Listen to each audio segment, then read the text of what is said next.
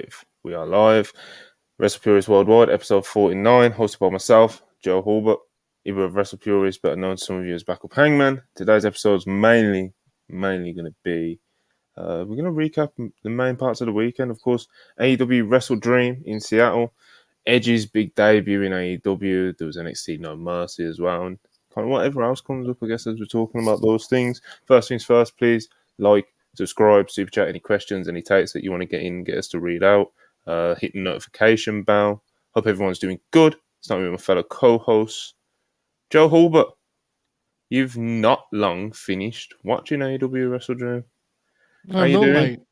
I'm terrific. It's hard not to be optimistic, right? It's hard to be anything but optimistic about professional wrestling after that show and after the weekend at large, and exciting times. You know, it's a very eventful time in wrestling, and I think, recent months have really captured that. I think it's just getting started, to be honest. I think all of this is just a preview of what's going to be a crazy year next year. So I'm thrilled to be here. A lot of great wrestling to discuss, mate. Indeed. Ibu, how's it going? I'm fine.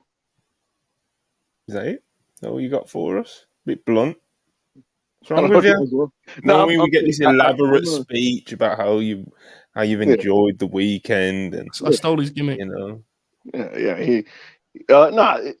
fine. I was on a Twitch stream for most of WrestleDream yesterday, and that was fun. That was pretty fun.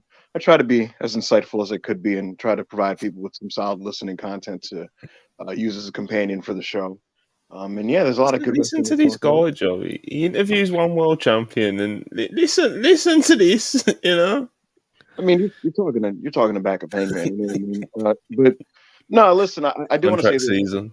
Absolutely. You know what I mean? Call me Backup Copeland. But nah, I'm happy to be here. Absolutely, worldwide Mondays. You know what I mean? It's always a good time. And I do want to make mention of this. I've said this now on 2 Twitch streams, but I haven't been able to say this on YouTube. So just for the guys listening on live, guys, I deeply thank all of you for the support that you guys showed me for the conversation that we recorded with MJF. Highly successful video. I think we're now at 23,000 views, which is absolutely staggering. It's remarkable. And I just appreciate everybody who's kind of sent in nice messages and comments on the whole thing. I'm glad everybody enjoyed it. I appreciate everybody who kind of showed out and supported and checked the video out. So thank you to the audience. I want to thank my fellow colleagues for just being, a part of this process with myself. And I want to thank MJF for being a great conversationalist in the conversation. So I want to thank everybody for that, and I'm happy with how that thing turned out. So with that said, let's do this thing, Yeah, the reaction to the video and the interview has been really great, and of course we massively appreciate it. And Ibu, you did kill it with the interview. People seem to really enjoy it, and like you said, 23,000 views. We're in it's new territory for us, Joe. It is. I mean, it's. I'm slightly concerned about my personal ability to capitalize upon that momentum, but it's what do you want from me? I'm going to be Joe. Genuinely, it was very, very cool to see, and I did watch, and I tolerated the world's champion in order to support my friend. No, I'm playing. I thought he did a hell of a job. I told you as much privately, but it's a hard thing to do. I've done it like a couple of times, and I sucked there, and I thought you did a hell of a job. So it was a big thing for the channel, for the platform, and we appreciate everyone who supported it. Yeah, I refuse to call myself an interviewer because I don't do interviews. And I didn't want this to be labeled as one. I got home, off work, put my bag down with nothing written down, and told Max we were just going to talk. And he was tired, and he said we're going to do 10 minutes. We were both very verbose individuals, and so it was not going to be 10 minutes. And we ended up just kind of talking about wrestling for about 34. And that's kind of what it is, man. I do conversations on here. I don't do interviews. So that's the only way I could do things that come off, I guess, natural, so to speak. So I'm happy with how it turned out. Yeah, man, if you haven't been and seen it already, go check it out. Give it a like, give it a comment, all that good stuff. But yeah, man. A few super chats before we get started with the WrestleDream review. Keep them coming. Zaid Nadi, $4.99. Appreciate it, as always. Here's how to debut Elia on the main roster. Cody does open challenge TNT style. They have a 25-30 minute melodramatic classic. The fans will take notice. That's one way of doing it. Sounds beast, to be honest. That sounds kind of old because Ilya absolutely can get over and defeat. Like, yeah, I think it's a pretty good idea. Especially with the code, man. You know. Oh yeah. I'd rather Dragunov.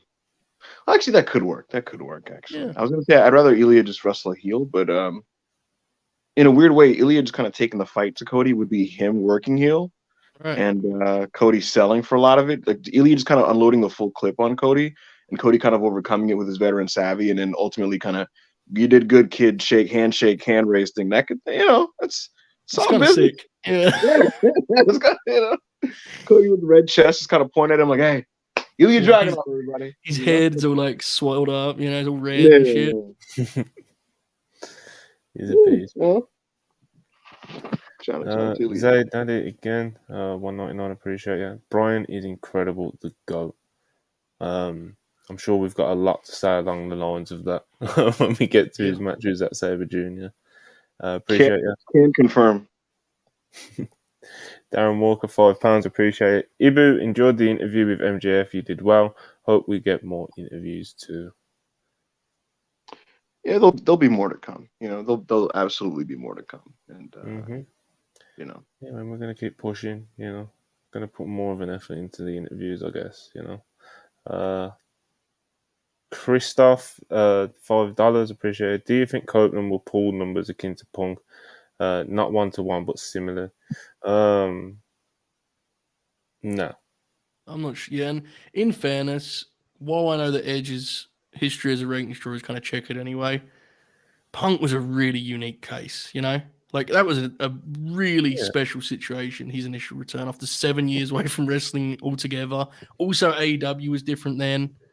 I don't think so, but I don't really think that's a massive indictment of Edge, to be honest.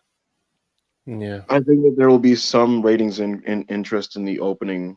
For sure. No, yeah, of course. That he does on television, his first talking segment, his first match. Yeah.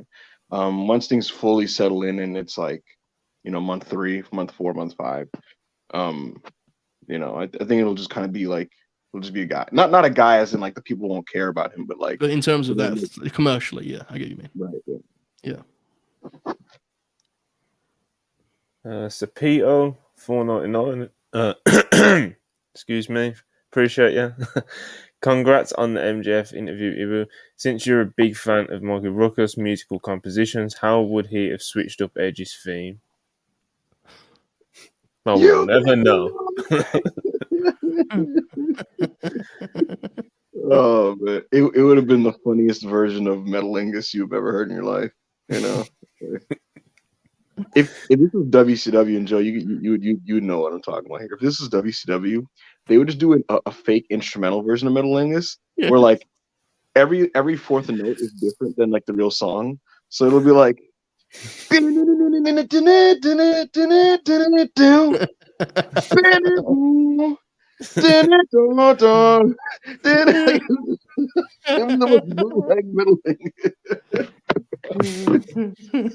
man, just like they did that with DDP and Smells Like Teen Spirit from Nirvana. That ruled, yeah. And then Chris Jericho had a fake Pearl Jam even flow, So yeah.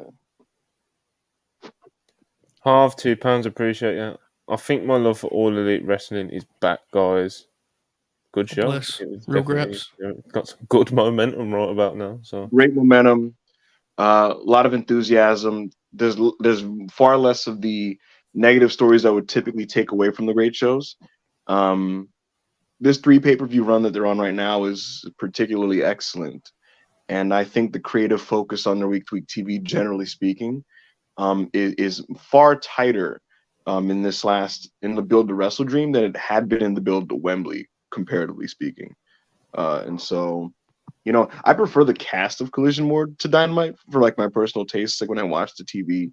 But just generally speaking, like now that they have a month-to-month endpoint on where they're building to these things, it's greatly benefited their product, I think. And I don't know if they're going to burn out. I spoke to someone in AEW about this, and I said, I don't know how it's going to be months from now, but right now it's proving to be beneficial to just how they do things. Yeah, no, we brought it up kind of a couple of months ago. It's like, how will they deal with adding more and more pay-per-views? And, it definitely has been a benefit so far. So far, so good. This current run, as you said, they're on a really, really, really great run at the moment. One more super chat before we start the review. Globe Wrestling 499, appreciate you. Ibu, do you think a CM Punk interview in the future is possible? Also, congratulations on the MJF interview. Yes, and thank you. Interesting. No one made me aware of this. Anyway, AEW WrestleDream, Seattle. In memory of Antonio Inoki, of course, 1 year since his passing. And a great show. A really, really great show. Pre-show, I'm not sure how much of the pre-show you managed to catch. Hosted by Stokely Hathaway, Renee, RJ City, and they kind of ran down the card and stuff. But there was a few matches as well. There's a few other little promos and stuff. Did any of you catch the Eddie Kingston and Stokely interaction? I did not. No. So there was a Stokely Kingston interaction. Kingston was cutting a promo. Of course, he was asked about his match later on in the show, and he's interrupted by Stokely, and they kind of have a little bit of a back and forth. And Stokely says that he's got something he wants to say on Wednesday. So it seems like we're going to get some form of pre-tape or promo or something from Stokely, which will some way affect Eddie Kingston's ROH World title. So we'll see what goes on there. What else? Did we have any notes from the pre-show? There's the Antonio Inoki presentation. Did you see that? I did indeed, yes. God bless Tony Khan, man. I felt real bad for him when he backed up and knocked over the picture. Did you see that? Oh, yeah. Rocky covered him. You know, Rocky did, and that was good. Rocky caught it before it fell and then said, I'm just going to hold this towards the face of the camera. Good pivot. I felt bad for him. But it was a nice time.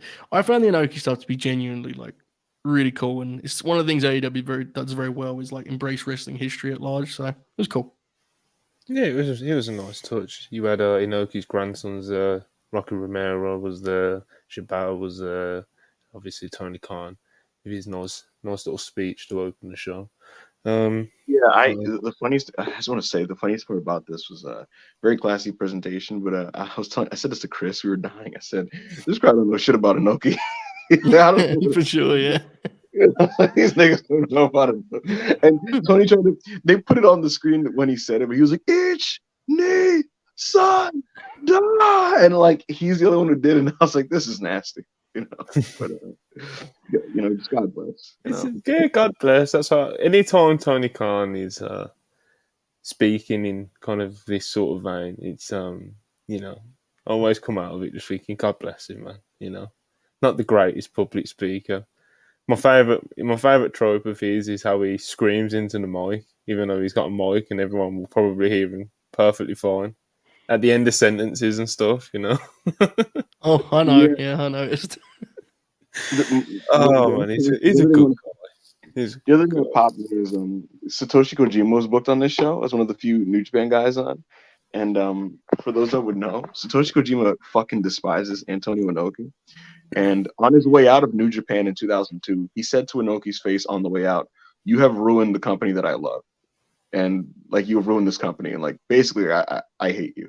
And then he just left and went to All Japan. Yeah, he was like, "Go fuck yourself." Yeah. And on the Inoki TV show, he's walking out like, "Hey, man, Are you suggesting, Ibu, that Inoki's legacy is somewhat complicated? Is that what you're telling me right now? Yeah, it just is what it is. I mean, sometimes niggas die, and some people are funny. He's much a legend where it's God bless, but it is, he's if anyone who's watching this doesn't know about Antonio Inoki, we'll move on to, but he's worth delving into beyond just wrestling legend. He's much more than that. He's a fascinating fella. Absolutely. Yeah. Inoki's definitely just in himself is a fascinating part of history. Muro Kojima was like, "This is not it. Let's get the fuck out of here." Yeah. All right, so matches on the pre-show. There was the mixed tag with Athena, Keith Lee, Shane Taylor, Lee Moriarty, Diamante, Mercedes Martinez, Billy Starks. It's a Kojima, as previously mentioned. this was a fun time. You know, we don't need to dive into it unless anyone's got any big take they want to give on the mixed tag match. Simply put, I would like to see Kojima make more towns under the Tony Khan umbrella. I think it's a really fun place for him because the crowds really love Kojima, and rightly so. So I'd like to see him make a few more shots for them. But Athena, always worth watching Athena. She's having a blast right now. Good times. She is. Give me bi-weekly Kojima on Collision. Yeah, man. Works for me. And Jim Ross was like deeply horny for Keith Lee. Like this man would do like, he would just do like regular Kaha stuff, and Jim Ross like, oh man, what are you doing, Keith Lee? What a big man! I didn't hear the commentary for this, so I was genuinely wondering where you were going there, and that delivered tremendous. This movie, go on. There's one point where he just made a noise. Like Keith Lee did like a shoulder tackle or something. Jim Ross like, oh. I'm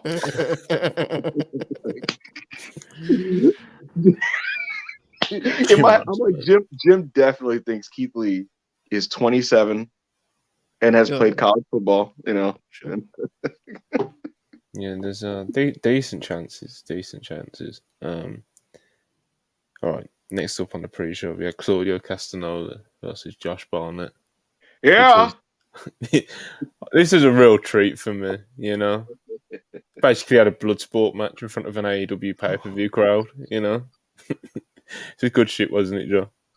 This was disgusting. This was perverse. This was vile. This was for the sickos, folks. Seattle sat there and kind of clapped a couple of times and was baffled as to what was going on, while a few hundred of us are scattered across the globe, clapped and yelled and hooted and hollered as they grappled, wrestled for position, threw low kicks.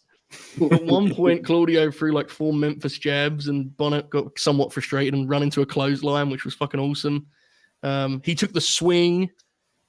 John Moxley's the only person in the world who had more fun than the 3 guys doing this podcast right now watching this match. So this ruled. I would love to get like, you know, bi-monthly Josh Barnett sicko matches in AEW on Rampage. 100%. Rampage is the place for them because I get it's not for everyone, but like there's some weird shit to do with Josh Barnett, I feel. Let's explore this, you know? I'd be down to dive into a bit more Josh Barnett in AEW. I'm all for it. Ibu, I'm assuming you love this as well. Yeah, this is a match for the freaks, you know, the deeply perverted sickos. It's just, I saw the graphic. I saw the graphic that Tony Khan announced this, and I was like, wow, because Josh Barnett, when this show was announced, was basically like, Tony Khan, enough of these fucking geeks and nerds.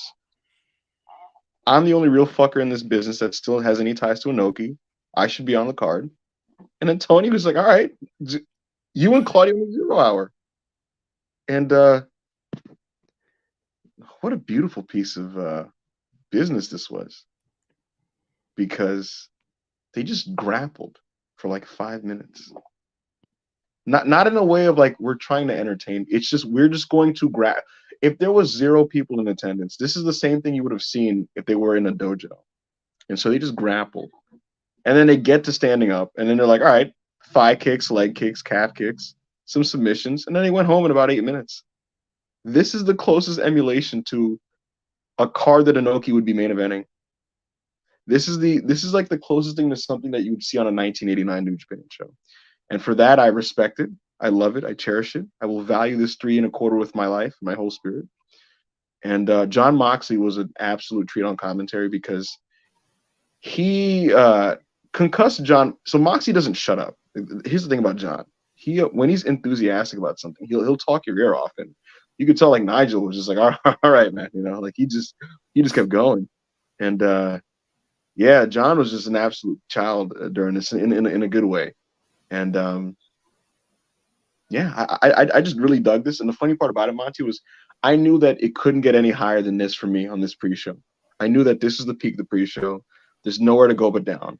And as like a mature adult, I recognized this and decided I'm now going to get up and order my food and not allow myself to be upset by the rest of this pre-show. I will reconvene and be ready for the main card. It wasn't even that long of the pre-show left at this point. To be fair, I stopped watching here too. So I mean, not fair enough. Like the Acclaim versus TMDK was fine. But it's nothing I that don't need that on my needed head. immediate attention or catching up on. this was the opposite. We were talking about the party match these days where everyone enjoys them. So this is the opposite. This is the lonely match. This is like sitting quietly on your own, kind of grimacing at the screen, In the squinting a dark. bit. Yeah, Yeah, this is what this is. not You don't easy. watch this with other people, man. You don't do that. You just kind of No, observe it. You know what, Joe? It's like when people say like when you have the aux cord in the car with a bunch of other dudes in the car, and you gotta play music that bumps in the whip, right? And so it's like, typically in these social situations, you play the popular trap chart topping trap song or drill song, right? And this is the equivalent of me getting the aux cord, and I put in like just the nerdiest fucking like rapidy rap bars rap song that I could think of, that like just with the most unappealing fucking beat, just God bless. some deeply perverted Mad Lib beat, just Listen, man, it was good stuff. Need more Barnett, one of the last real wrestlers around. He's a shooter, brother. He is, especially after he got the microphone. Doing his own angles. God bless. But yeah, like I said, Acclaim and Billy Gunn versus TMDK was very, very fine piece of business. Before we got into the main show, which opened up with the world champion MJF versus the Righteous. And yeah, MJF went over and he had his fun out there, MJF had his fun out there. He played up with the crowd, very, crowd engagement heavy, he managed to slam the big man, etc., etc. The Righteous, they kind of, they just went out there, did the job, which is interesting because it seems like they were, like we was at the start of like a push for them. So for them to be built up, to be kind of just thrown out there as, just to get, just kind of toyed with by MJF, which probably is what the crowd wanted to see, to be honest. For sure. So absolutely nothing against MJF, good friend of the channel. But now, all jokes aside, that probably is what the crowd wanted. I did not think it was like a good match, but I wouldn't sit here and say that the crowd wasn't into it, and that's what they were going for, So, interesting stuff, I guess, yeah, interesting. This was the one thing on the show I didn't like, but I'd say that while conceding that, like, yeah. You're right. The people loved it, and on some level, I do appreciate the sort of shithousery of the way he's wrestling these matches and taking no damage along the way. And I can't look. I can't even pretend to be frustrated at the way the Righteous were presented because, like, it is what it is, right? It's some must die, so others can live. Yeah, but I will admit that the shtick heavy, this kind of shtick heavy version of MJF has pretty much run its course for me. I think it'll be going on a while longer, but personally, it's not to my taste. Even if I can understand and appreciate, I'm the minority there, people love it. So it is what it is. Yeah. What did you think of the opener? Not much, but like Max said about the Dark Order match to me in our interview, did the crowd sound quiet, Ibu? And they certainly did not. They loved this. They love Max. He's incredibly over, and he can do no wrong. And it almost feels like he's flexing and testing just how, like, the extent of how over he is right now. It almost feels like he's like trying to see what the actual limit of that is. Like it's almost like, I'm going to suggest a new thing and see if people chant that, and if I could just do that in a match and take minimal bumps and get that over. And the funniest thing about it is that I think we're nowhere near the limit of what that is yet. So who knows? We're in the meme generation. He can literally say like dick kick or something in a promo and build a whole match around a dick kick. He did, he did this. You know this, right? Didn't he do this to Dax or something, right? Yeah, he did it to Dax. Yeah, he spent the whole match trying to kick him in the dick. Think again, brother. It took such a long time thinking about an example to use as well. Just to name something he's already done. He could say like, growing up as a Jewish kid, I used to play with like a dreidel or something, and I'll hit you with this dreidel or something like that, and they'll chant that, and he'll use that in a match. When he pulls it out of his gear, that'll get a raucous pop, and they'll chant. Like he can right now, because wrestling is stupid, he can probably do no wrong. And what's the limit of that? I don't know. I just don't know. What I do think is that maybe it's still an underground thing. I do think some people are starting to kind of come around to like, all right, you are the champion though, bro. Like, let's do some champ shit. And generally, I think Max has balanced it decently so far. The Joe stuff was phenomenal in my opinion. And where I struggle with this is that I think Max is capable of much more complex, interesting things. And he's so talented that like I'd love to see him in these types of matches. But yeah, he's just doing a mix of both right now with the shtick stuff and then the serious stuff. And we'll see where it goes. It's, I guess, the next thing here. Match-wise, I don't really have much to say. He just did shtick with the two guys, the Righteous. This is probably it for them as main roster AEW people. And so the people that kind of meme themselves into, believing in these guys, I guess you could follow them to Honor Club, But wasn't you posting voice notes of yourself singing their theme song a few days ago? Folks. Yes. And go ahead, Joe. No, it's a good question. You should answer it. But go ahead. All right. So I do think it's a very, very catchy song. It is, to be fair. I agree, actually. Okay, Dutch does kind of rule, if we're being honest. But anyway, has that big Bubba Rogers, has that boss man. I mean, he's not like as good in any way, but he has the vibe. Yeah. He has the big belly and the button down. Look at Monty's face when we're doing this. Look at him. I'll tune out, bro. I can't. You do. You honestly do. I do. What I will say, Joe, is like when I look at them, I'm like, I see why Bray really wanted to put these guys in his table. For sure. Yeah, for sure. You know what I mean? Like, could you imagine the stuff they would have been doing, bro? Like a year. I'd rather not, but yeah, I get what you mean. This is my family with Vincent and Dutch. And he just, oh, man. Oh, man. God, would have got real creative. Anyway, Will Chisholm. Few super chats before we carry on. $5, appreciate it. I'm glad AEW and WWE are doing good. I just hate how people saying that Punk is why AEW was doing slow. Well, in terms of if you're gonna attribute it to like how fast or slow they're doing, that would be in terms of business, I guess. And the business is pretty much the same, So it's not like, for example, great show, but it was far from a sold out arena last night, So 6K, and they did 9.5 in January in the same place, so like around January. Monty, I'm glad Will brought this up because, like, here's the deal. I think that post CM Punk the product is I think it absolutely improved. AEW is a better TV product right now than it was in July and August. No questions about it. Straight up, right? With that said, I do think there is a slight placebo effect of people kind of doing this whole like, oh, it's because we removed this guy. And in some respects, there are some correlations. But what I will say is that the negative creative trends that were happening on the TV were there before he even returned, in my opinion. Like, we were having the conversations about like them not knowing how to do proper TV, Monty, in March, April, and May.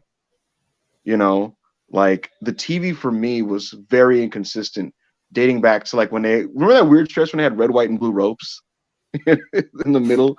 It was like AEW's midlife crisis. I thought it was going on since then, and Punk wasn't there. They're just a tighter promotion right now for various reasons. So that's kind of the deal with that. The next step is for them to try to heat up their domestic business again. Mm-hmm. Shamar $4.99, appreciate you. A lot of vets putting on the best work of their careers right now. Swerve, Tony, Roddy, etc., etc. A big reason why the feeling is back. #FedDead. #Thank you, Big TK.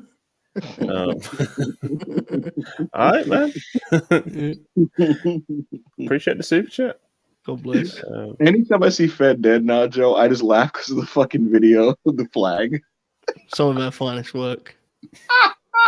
Glory days. Isn't there an opposite one where what does it say? Like a Fed, like it's not Fed back. It's like Fed flying. Fleet flying. Was it Fleet No, flying? Yeah, Fed, no, I don't know if Fed we ever got flying. I don't know if we Fed ever did the flying. video though. We have the Fed Dead Redemption video, which is very funny, where it's like wanted dead or alive. That's very good. Anyway, enough about late night grim branding. Good super chat. I Callum 17X, £2 appreciate it. Ibu, what percentage punk to WWE? Oh, I don't want this to be a running beat, man. You know. I feel like I'm gonna get shot if I answer this. So don't answer it then. It's confidential. It's a super chat. Look, man, it's gonna be a very fun stretch here, and get used to some extreme movement on every end for like the next. I'm dead serious when I say 6 months. Like I'm talking extreme violent. Violent as in like him too, and it's like yes, him too. We need to talk. Just aggressive movements on both. It's gonna feel like NBA free agency, you know. So, look, man, you know, Jade and Kyrie are imminent. You know, Randy Orton is slated for return. You know, CM Punk. Keep an eye on CM Punk, and keep an eye on some of these expiring WWE contracts that are, you know, expiring. And AEW, it's contract season, brother. You know. Yes, and Tony's willing to spend some money right now. He's very willing to spend some money. I bet he is. Yes. Oh well, 199. Appreciate you. Ed showing up to AEW before me is brazer. It is. Was that the worst AEW feud of all time? It was worth it for that video he sent in that was like rainy and shit. That was worth it for that. I mean, obviously it was bad, but it was funny at least, you know. No, they saw that. They looked at that video and were like, "We're gonna put this on television." You know? Real graps. WCW lives.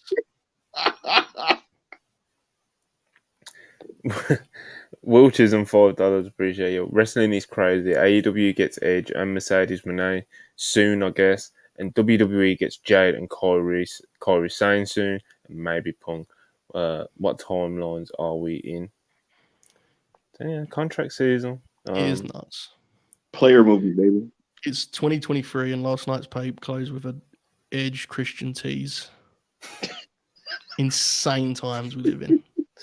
It is, man, and it's actually really good if you're. I love it, especially if you're a fan of both companies, which I think all of us on screen are at least. You know, we'll watch both companies, we'll watch the good that both of them put out. It's a good time to be a fan because absolutely. You know, this is the first time that we're going into a period where there's going to be big movement on both sides. You know, I've said this before, but it's, you know, when AEW was first starting, it's like everyone was looking at who's going to be jumping to AEW. You know, then there was that. We haven't really had a time where it's both ways. You know, with any company. So now we're going into a really, as Ibu said, some violent movement could be happening. So. We'll see what happens. Over the next 12 months. But there is a lot of contracts coming up in both companies. And I'm sure both companies have a case for all these wrestlers as why they should sign for them, you know. So we'll see how it all unfolds. But I'm fired up for it. Custodian, Brian Pillman Jr. He's someone who's been making moves recently.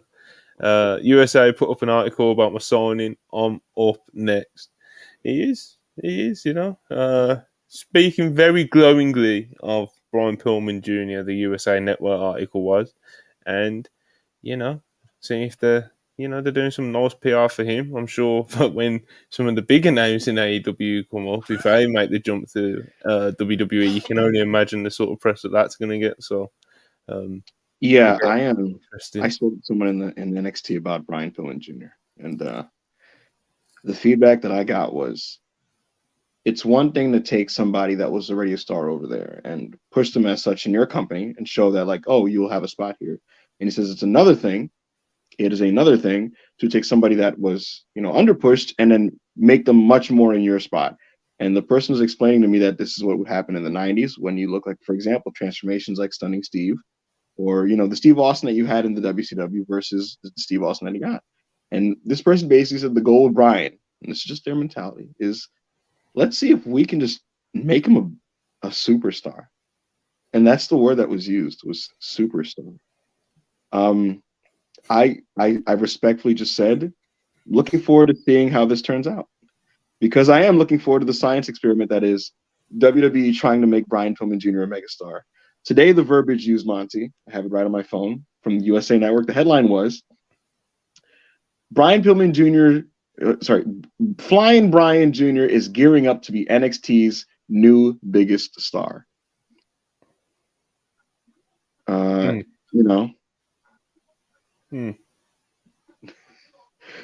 best of luck to him. Mm-hmm. And I think we can move on.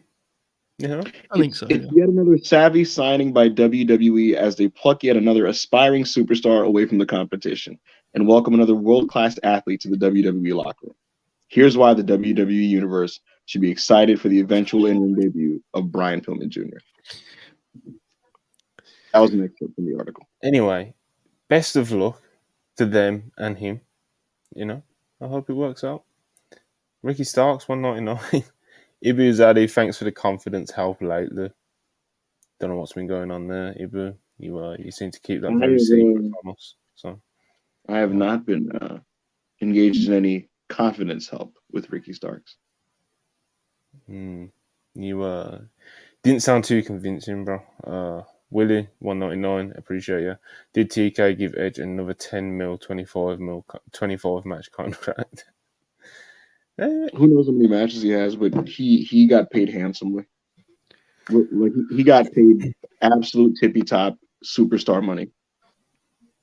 TK is a billionaire with money to spend, and he enjoys wrestling quite a lot. And it's a very unique thing that we have in the business that I don't think we've never had. Well, we've never had someone like this in the business before. So it's one of those things. If he wants someone, he can just go and he can absolutely make them a very, very nice offer financially. You know what? You can quote me on this. Edge is making money comparable to the money Roman Reigns was making in his second most recent deal. Yeah, but what's that? The second most recent deal? Well, because Roman got a big increase last year, so that's why he's on this new tribal chief part-time. Call me when it's Saudi brother contract. So he's when I found out what Roman makes now, Monty, I almost fell out of my seat. I was like, what? We got a super chat from another billionaire, Todd Bowley, $2. Eat it, Tony Khan. More players can score goals. Obviously, in reference to Chelsea defeating Fulham earlier today. God bless. Jacob Donnelly, $5. Appreciate it. Now that MJF is a babyface, safe to say Christian is the best heel currently in wrestling. I probably would have had him there before MJF turned babyface, to be honest. I think he's incredible. His timing, the way he can lead matches as a heel, and his promos on top. He's the perfect balance of being entertaining while also being completely reprehensible. Like they don't cheer him at all, really, because he's that good. So yeah, I got Christian for sure. I love that after the end of the presentation, and he was just watching the screen. That was funny. Yeah, it was funny. Did any of you guys see him on the scrum? I saw a couple clips. Yeah. Bro, the whole thing is great. And someone points out, Inoki's family was there. And Christian, just the best, most understated comedy. Like, they point out that, his, I think it's his kids or his grandkids were there. And Christian just kind of, super stoic face. The audience is expecting him to say something really vile. And he's just kind of yeah, I saw that. Yeah, his grandkids. And you're just waiting for him to say something good. You can see him about to break, and then he just kind of looks down a bit, and everybody starts laughing. It's incredible. It's amazing. Wait, did you guys see? Did you guys sorry, real quick? Did you guys see when they asked him about Nick Wayne? When Brian Alvarez asked him about him, I did see that. Yeah, Brian, I sure did. he said like, have you seen Nick Wayne? Like, about like him wrestling. Like, what did you think of him when you saw him like before? And he was like, I've never seen him wrestle. Brian's like, no. He's like, no. And it's just like silence for 20 seconds. He might be best in the world level right now, Joe. You know, he might. Absolutely, bro. That's Christian instant classic. It's a shoot. I'm getting to where you're at with it now. Like, I'm like, well, welcome. Welcome, brother. Give him Max's belt. Oh, hell yeah. He's the world champ. He declared it last night, so we're good. Oh man. No, fuck. God, why? Margaret Thatcher, $4.99. My Joseph, we got to see our hometown hero ZSJ versus the American Dragon himself. I think we deserve a flex for the spectacle they gave us. Love you, Joe. The feeling is not mutual, Margaret, and I will not be flexing this evening. We have a lot of wrestling matches to review. You know, I don't want to distract from the content. Will choose on $5. Appreciate you. I got to ask, who does Triple H got William Regal looking at? Hold on. Will Chisholm, I keep telling you. Who's Regal looking at? Who's got Regal looking at from New Japan? Will type too fast. It's the worst because I try and read it, then I understand what he's trying to say halfway through and have to restart. So, who does Triple H and William Regal got the Ryan from New Japan? Do you know how WWE feels about Willow Nightingale? Okay, so William Regal is a big fan of New Japan Pro Wrestling as a whole. Owned. He actively keeps up with the product. This shouldn't be a surprise to anybody. Earlier in the year, when he was talking about signing talent, he had this big speech internally about how we shouldn't sign anybody from the independents. That's just okay. We should be signing people that are international stars that are fucking tremendous. And names that he threw out at the time were Kaito Kiyomiya, it was Kota Ibushi, and it was Hiromu Takahashi. These are the names that William Regal threw out at that time. He was a big fan of Jay White, and that's why they made a full court press to get him before the hiring freeze. Right now, who are they eyeing? I don't really know. I haven't heard about that in terms of any updates, so I can't really answer that. As for Willow Nightingale, I do know what they think about Willow Nightingale. They think that she is a superstar.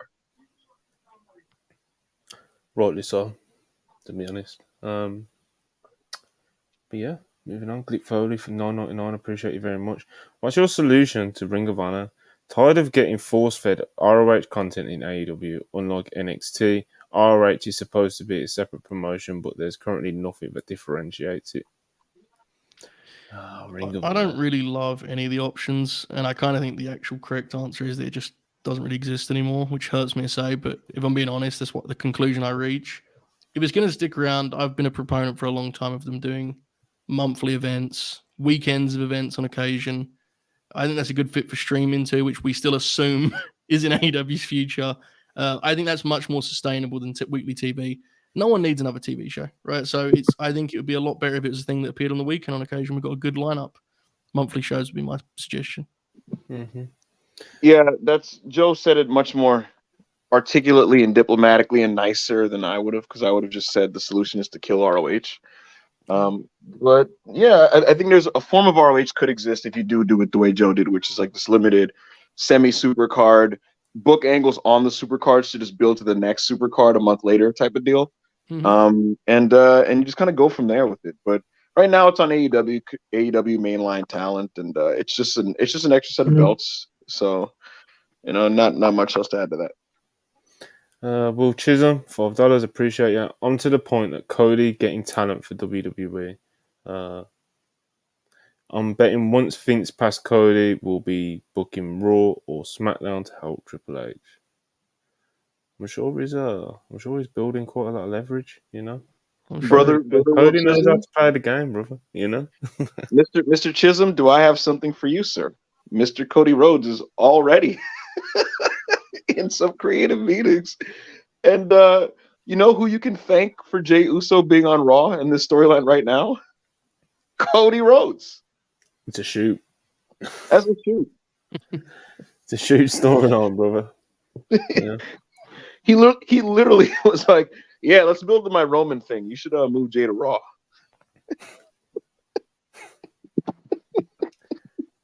Oh man. Click Foley for not appreciate it. I know he's in the title mix now, but why do you think Jay hasn't been used enough prior? Wasn't on Grand Slam, not on WD, WrestleDream, throwaway match at All Out. Obviously he was doing. I can imagine that he was about to go into a proper program with CM Punk, so it's like it's tough, isn't it? You know, it's tough. Yeah. So Grand Slam was different this year too. They clearly put some folks aside for Collision because they did Dragon and Ricky on that Collision too. All right, like Brian wasn't on Grand Slam. There was definitely a shift this year.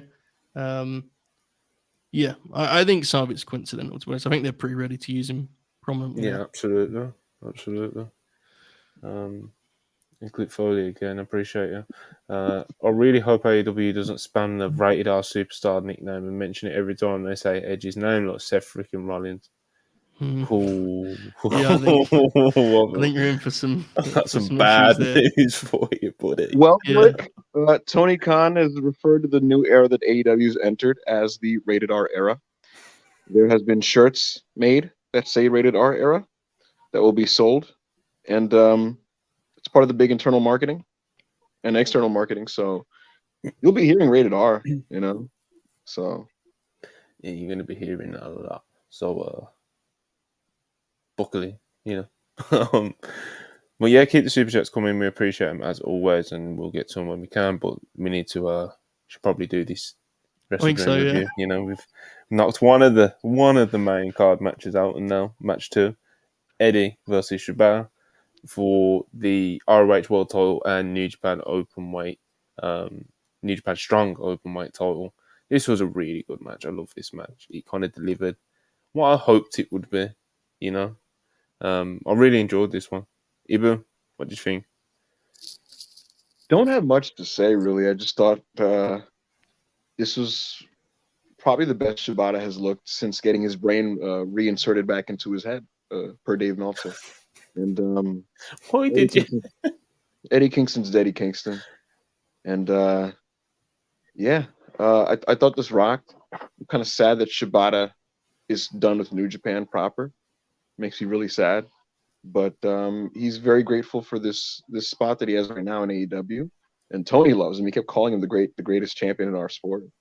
And listen, man, his match with Eddie Kingston was a war. You know, this was a nice palate cleanser from the opener, depending on your taste in wrestling.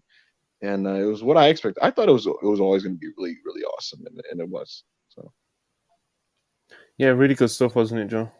It was, mate. Tremendous match. I thought it did a really good job of finding like a stylistic middle ground. I like the fact that whenever they hit the match, Shibata just like kicked his ass every single time.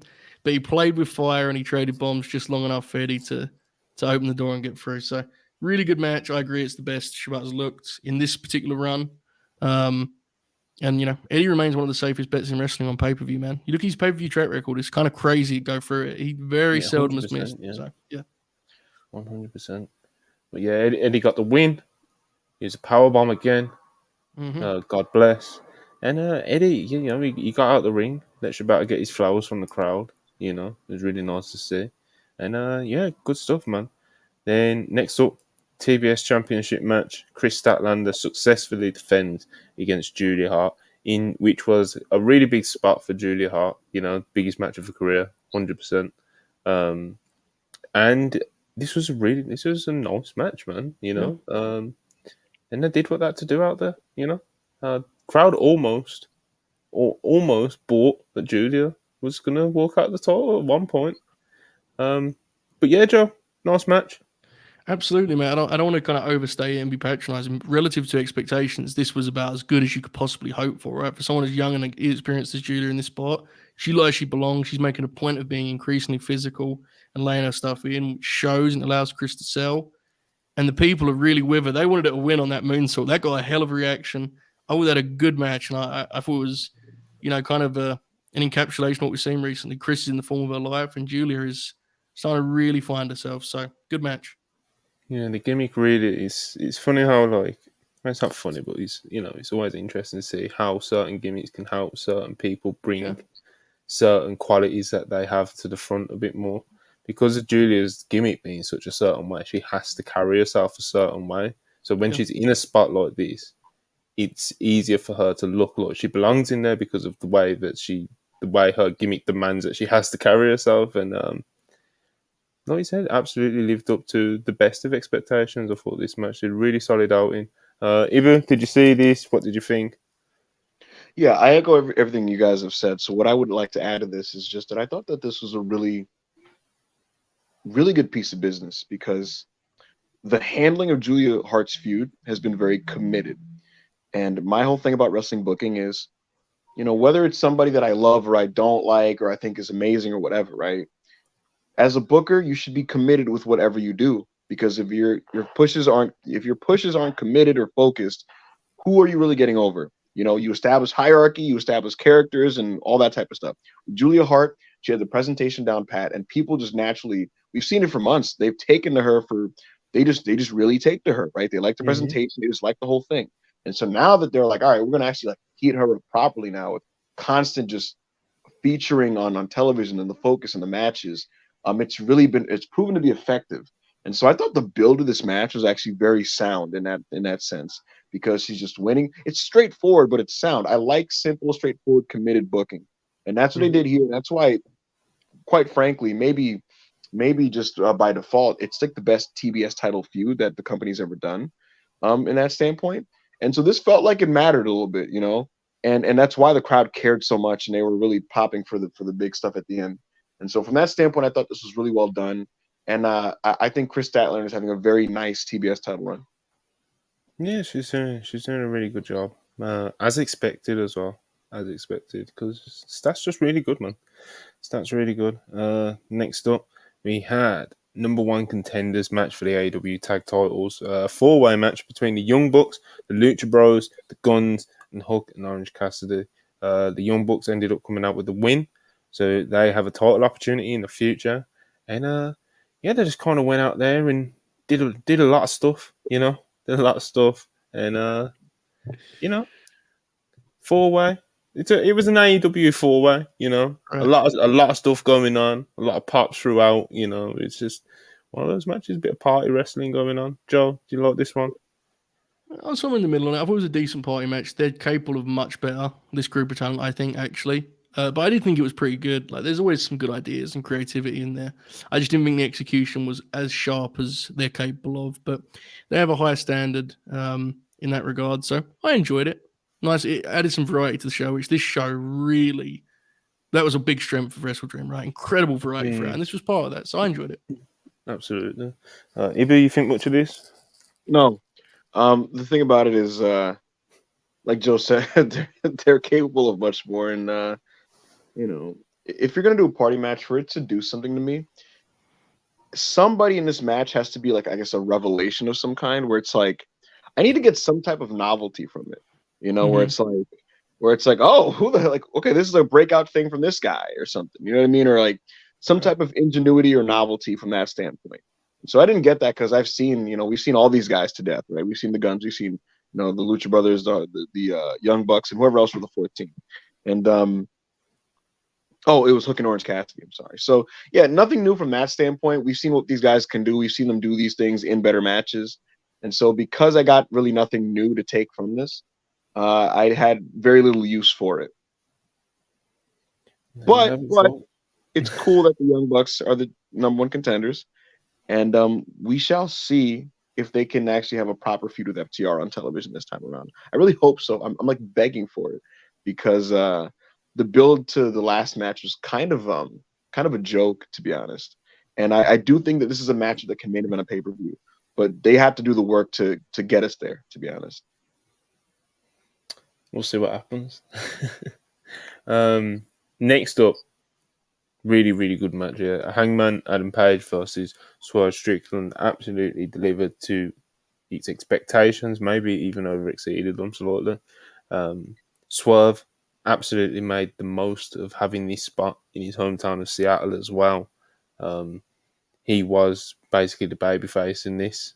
even though Paige, man, even when he's leaning heel, it's good stuff. It was really good stuff. Hangman always delivers when he gets given like a focused singles match, a big singles match. So that wasn't a surprise. But Swerve, man, absolutely lived up to the expectation and the level that he needed to be in a big spot like this on this pay-per-view. And he absolutely was. I've seen a lot of people say it was their match of the night, but it is absolutely arguably that conversation, regardless, you know. So really good stuff. Paige versus Swerve. Ibu, what did you think? Yeah, this was an absolute success because, you look at this match, and for me, the whole thing was just, this is AEW really testing Swerve and seeing if he's at that level that, he believes he's at and that he has shown flashes of. And for me, I'm watching this and I'm like, let's see if Swerve can reach the AEW main event working standard and look like he belonged in it. And he showed that in spades. I'm watching him, right? And it's more important than anything, he just looked like he belonged. He looked like he wasn't out of place, and he was able to work the AEW main event style. I love the pace of this match and just the way it just kind of escalated naturally, and it just didn't feel like fake in the sense that, like, when like wrestlers will just try to do an epic match that it's like almost like an AI chat GPT epic match, so to speak. It's like, this is the point of the match where I do these things and that type of stuff. And Near full. Right. It always comes across as phony and forced and fake. And you usually get indie shooters doing that on the independent scene, and people will be like, oh, like, they're better than this and that. No, they're not. Swerve, he just had a natural great match with Hangman Page, and the crowd, booed Hangman because Swerve is the hometown guy, and these guys were able to subtly just kind of like work towards that, and so the body of the match was kind of slightly affected by this, and then he kind of went to their planned finish, which is fine. Yeah, I thought this was excellent, and the right person won. So 2 thumbs up from backup Hangman. Yeah, 100%. Biggest match of Swerve's career, biggest win of his career. For sure. And I'm sure a lot of people are very excited to see how the rest of this feud, if it continues like expected, unfolds. So, really good stuff. And next up, no? Did I ask you about it, Joe? You didn't. I mean, you guys covered it very well, but this was my second favorite match of the night. It was the first of the show's 3 great matches, right? I think it's fair to say. You guys covered it. I mean, they Hangman lent heel, but not in a way that kind of undercut who he is as a character. Wonderful pacing, built really like a main event match, as Ibu mentioned. I love the match, absolutely. Yeah, really good stuff. Then we had Ricky Starks versus Wheeler Yuta, which had the unfortunate task of being sandwiched in between Swerve versus Hangman and Bryan versus Zack Sabre Jr. But they kind of did what they needed to do out there, and had like a really solid match out there, kind of just to keep the pay-per-view ticking along, But yeah, Joe, what did you think much of this one? I did, mate, and I think that was, in this case, that was the purpose of this match, right? It gave you a buffer, and all you can do as talent in that situation, you're not going to go there and have a 5-star match. You just need to bring it in terms of urgency and physicality, and I thought they did that absolutely. I thought this match was good. And I don't go beyond that, but I don't think they were trying to have a match beyond good, right? It was a good 10-minute match. It got Ricky a win. I liked the work. I thought it was noticeable. Ricky has really tried to increase the intensity, and I appreciate that inside the ropes. So I like this a lot, even though I know it's not like more than like a 3-star match. I enjoyed it. Ibu, Starks Yuta. Yeah. It happened, and I didn't think it necessarily needed to happen on this pay-per-view. I do think there's some value in getting a guy that you're trying to consistently feature a win on pay-per-view. And so for that respect, it's cool that Ricky got to be on the main card and do this. For the match, I think this would have been better served as the pre-show main event, to be honest with you. But then there's the whole tough paradox of that, then you're communicating to the audience that Ricky doesn't matter, and you're trying to fight against that and position him as somebody that does matter. So tough in that regard. But just as a viewing experience, this came on and it just kind of felt like there was a go take a piss sign at the graphic when it popped up on my screen. And it felt like a bit of a nasty setup to sandwich Ricky Starks in between Bryan Danielson and Hangman Page. But like Joe said, it did what it needed to do. It was serviceable, and it came and went. And Ricky Starks got a necessary victory. Mm-hmm. And then next up, we had Bryan Danielson versus Zack Sabre Jr. Very much a legitimate dream match, like that term gets thrown around quite a lot now. But Bryan Danielson versus Zack Sabre Jr., the clash of the, Observer Awards, best technical wrestler for like the past 15 years straight between the two of them, or whatever absurd amount of years it is. And this has been something that people have been wanting to see for years at this point. Obviously they had their match back in the day, but very different times, very, very different times to the wrestlers that have both matured and became now. And, they absolutely have cases, I think, of being some of the best technical wrestlers to ever step inside the ring. And last night was an absolute masterclass, I thought. Bryan Danielson still, I don't know how he does it, but he still kind of like catches me off guard with like how great he is. It's like I see this graphic, I know it's going to be absolutely like a masterclass. Like I knew that going in, but I find myself like 10 minutes into a match, and I'm like, "Fuck, he's fucking done it again!" And I'm just in awe watching him wrestle. And the same in this spot for Zack Sabre Jr. as well. In there with Bryan Danielson, absolutely met his level. Again, just a masterclass. Best thing I can use to describe this. It was a truly majestic performance by both of them. Bryan, another feather in his cap of being one of the greatest wrestlers to ever live, and Zack Sabre Jr., another feather in his cap of being probably, in terms of like being a pure technical wrestler, he probably is my number one, and he has been for a couple of years now. What a match, man! What a match! My match of the night, personally. Joe, what did you think of this one? My match of the night too, mate. One of the best matches of the year for my money, and this is the beautiful game, Montgomery. As I text you when I got back on my phone at last, this is what this is. It's timeless wrestling. It's a match that for an entire wrestling generation will probably define this like genre of pro wrestling and what it's capable of and its potential. More specifically, it's probably the defining match of Zach's career thus far, and it's been an incredible career. But this is the one that you'll probably be most widely remembered for, right? If it ended tomorrow, God forbid, this was a big moment for him. He's obviously the greatest wrestler of the generation, and he's just extraordinary on the mat. And they did so many things here. They had the almost obligatory kind of showcase in the first 5 minutes, right, where they were just rolling, and it was beautiful to watch, seamless, so fluid.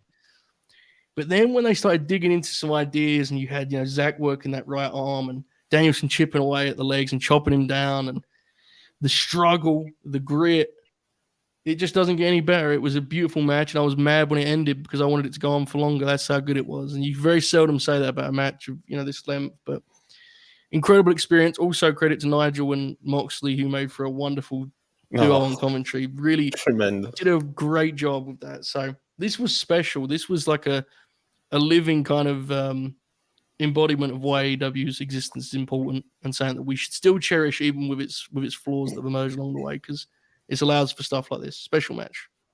Very, very special, wasn't it, Ibu? Bryan Danielson's a sick freak. Like I'm watching the early grappling, and that's all I could think to myself. I'm like, he doesn't give a shit what this crowd thinks. Like he is wrestling to pop himself, and if you like it, you like it, and if you don't, you don't. And it's the main reason why he didn't want a main event, because he's like, I don't want to entertain. I want to wrestle in a way that I could beat off to later. Like he's a freak. And the thing about it is he's doing this, right? And he's so exceedingly tremendous that him simply just indulging in that is beautiful to watch. And I enjoy him doing his own freak shit. He is just grappling with ZSJ. And like Joe said, it's the obligatory showcase. Haha, we're both great technical wrestlers stuff. And it is just liquid. It's fluid. It's slick. It's smooth. And they get up and they start doing stuff to each other, and they're hitting these uppercuts. Like, they're crunchy.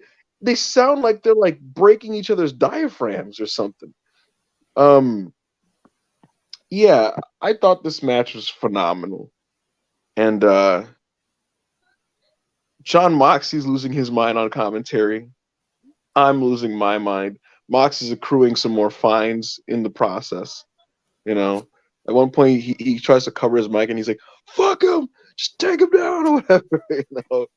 But I mean, who could blame him? This was just like so they compare it to the new version of Antonio Inoki versus Billy Robinson, I believe, was the match they compared it to, correct?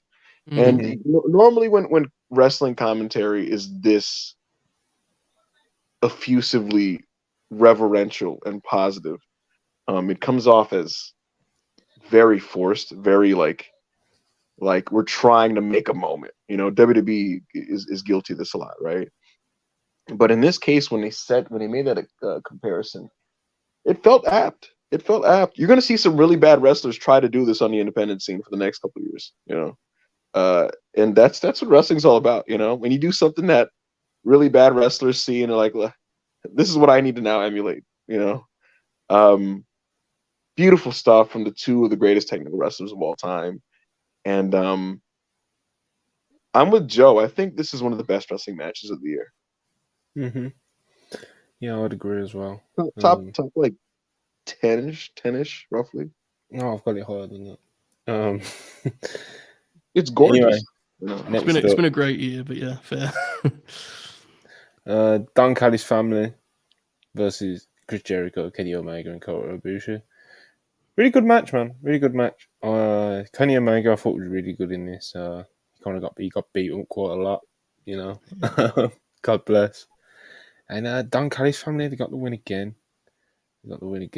Sammy Guevara pinned Chris Jericho after interference from, of course, there was some illegal tactics by the Don Callis family. Kota Ibushi, I thought it was one of his better AEW performances so far, which is the bar is where you may imagine it may or may not be, I'll leave that up to the viewer's imagination.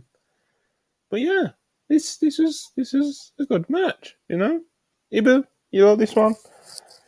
Yeah, I did actually. On the Twitch stream, Charlie thought that this was going to be just a short, like, nice little, like, pop the fans with stars thing, but I knew that wasn't going to happen because it's like too many of these guys have like so much creativity and professional pride to just do pop the crowd type of match. Like they're going to have a broader thing with more elaborate sequencing towards the closing stretch, and I thought this was good. I thought this was very good actually. Kenny Omega was getting his ass kicked. Takeshita, he did come off like a world beater here, more so than he had in recent appearances. And I hope this continues because I'd like him to be more of a focal point rather than a henchman for Don Callis. Kota Ibushi, for my money, was encouraging because I thought that he hadn't looked particularly good in his previous appearances. And here, at the very least, if nothing else, he was able to fake it in some points, and they just kind of laid out the match in a way where, like, he didn't, like, embarrass himself at all. Like, he kind of, they built well to you seeing him face off with Takeshita. I thought, like, they made you want to get that, and, like, they set it up early, and they teased it, and you didn't get it. And, like, it was built to a point where it's like when you finally get them kind of doing some stuff, it's like, oh, let's go, finally. Which is the key to building in matches like this. So from that respect, I thought it was really well done. Chris Jericho doing like his 94 Smoky Mountain hot tag in this match, the way he did like the night before in Collision, is so funny. It's just so funny. And everything about his involvement in this is really funny. Like the way he's gotten himself into this storyline with all these, talented people, and he's like a big part of it and like pretty much the main character. Huge pop. What a worker.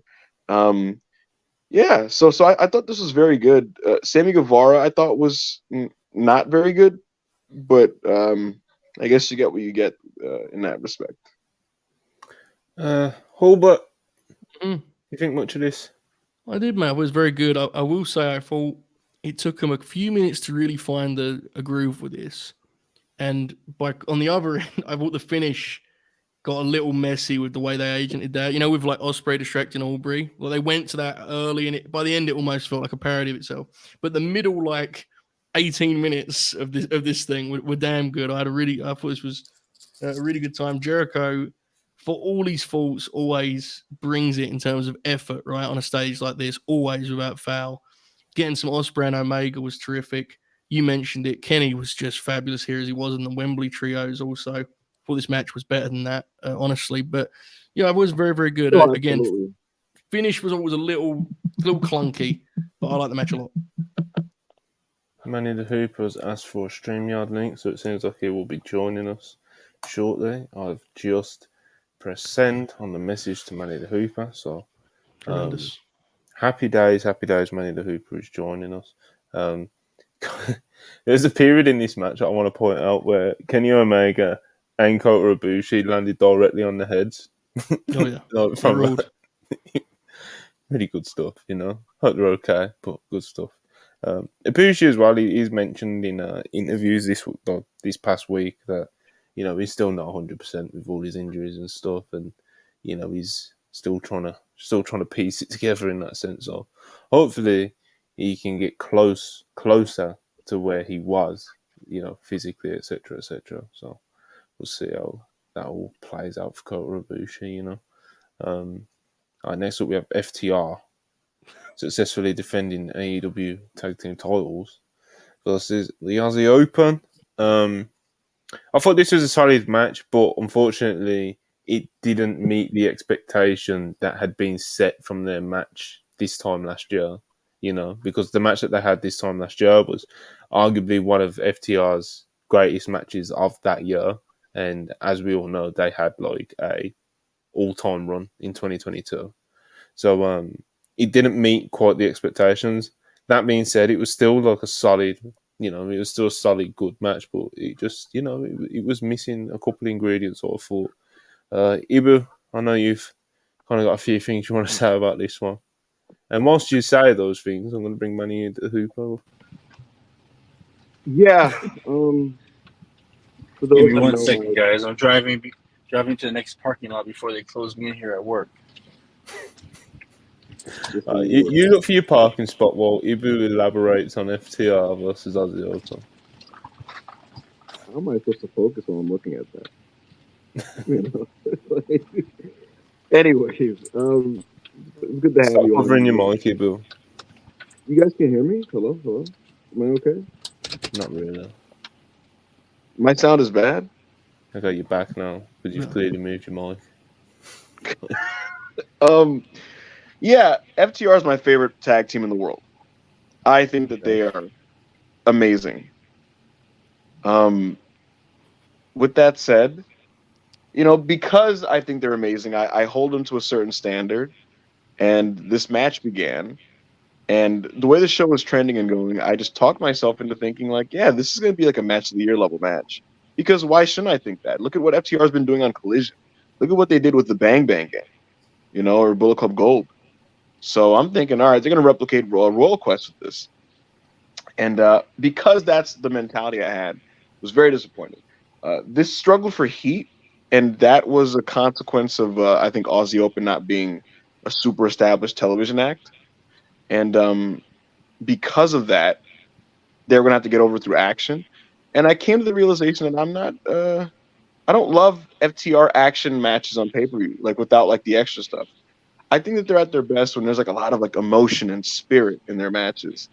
And when they don't have that, it just starts to feel a bit hollow. And that's the best word I could use to describe this. I thought they worked hard, but I just found a lot of this hollow. Like they're just doing stuff incessantly with like very little rhythm or escalation. I thought like it didn't feel like there was like a rising action or twists or turns. They just kind of were doing stuff and then they went home. And I'm watching it, and like at some point I literally said out loud, like, enough of this. I've just seen enough. So it made me kind of mad. And Aussie Open, you know, they do a lot of really good stuff. They're a good action team. They're young. But I don't think they're in the top tier of tag teams in the world because I don't think they can make people feel yet. You know, so that's just kind of where I'm at with it. It's by no means a bad wrestling match at all. These guys are all excellent workers, and they worked hard. But because it didn't connect with me on a level beyond just me watching what they were doing, I was disappointed. I Okay. thought the match was pretty good. Yeah. So did I. I saw watched this- everybody.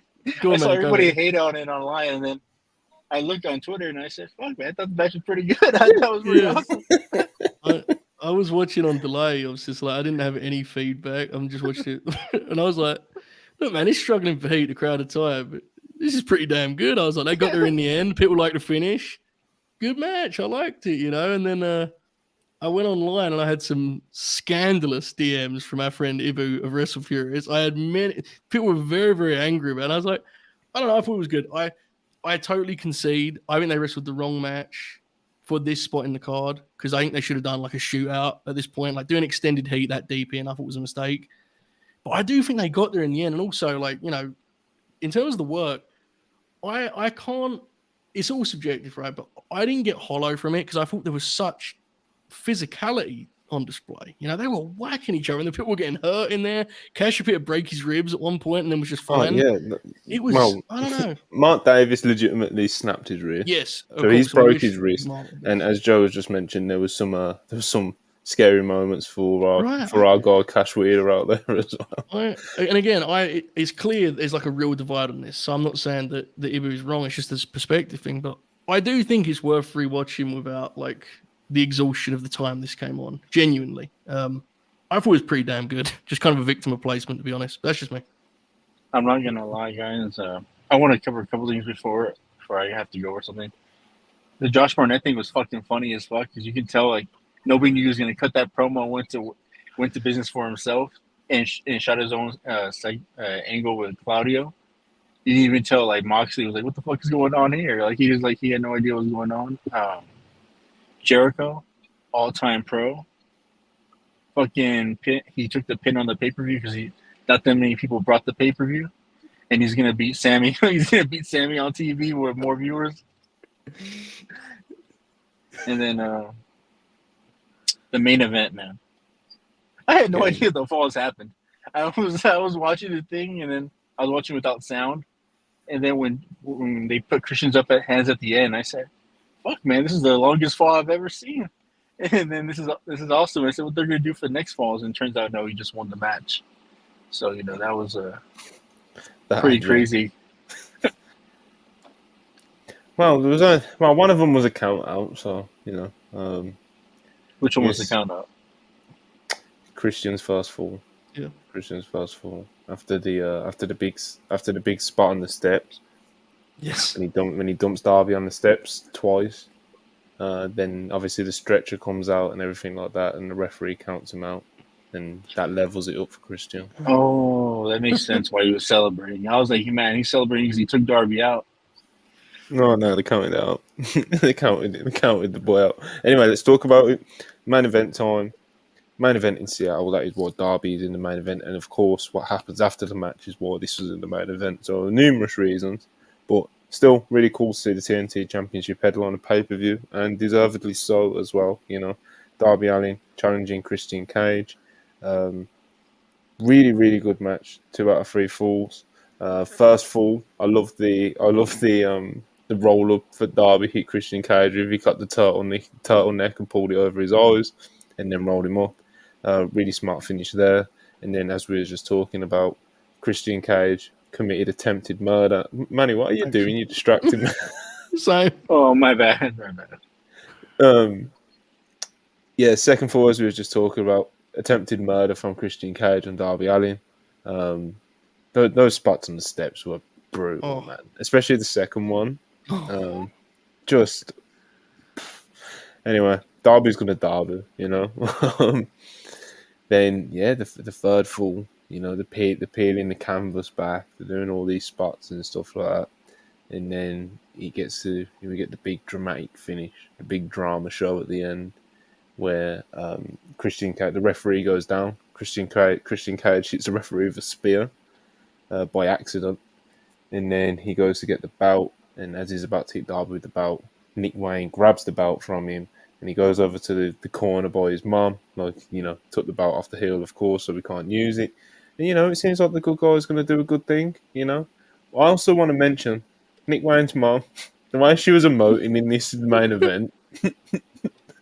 Like the spot halfway through where Christian, I think it's like the second fall, because like I liked how they made a note of this on commentary as well. Like the first fall, like they were wrestling a lot more, and Christian and obviously Darby outsmarted him in that department. In the second fall was when Christian Cage really started to be a piece of shit, and ramp it up. And there was a spot outside when he goes up to Nick Wayne's mom, and Nick Wayne's mom looks like she's kind of leaning into it a bit, and then all of a sudden she swirls him with the water.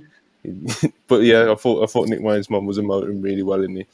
And but yeah, Nick Wayne takes the title off Christian Cage, and then he gets into the ring, and it's Darby Allin and Nick Wayne.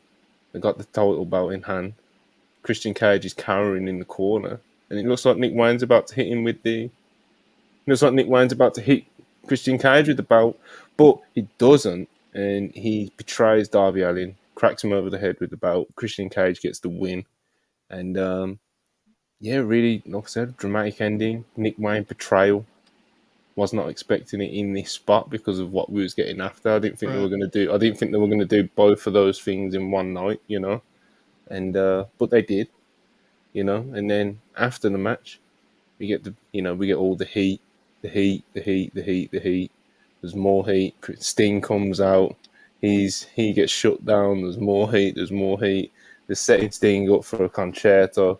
And then the lights go out. We get this video package of a mystery man in a leather jacket driving to the arena.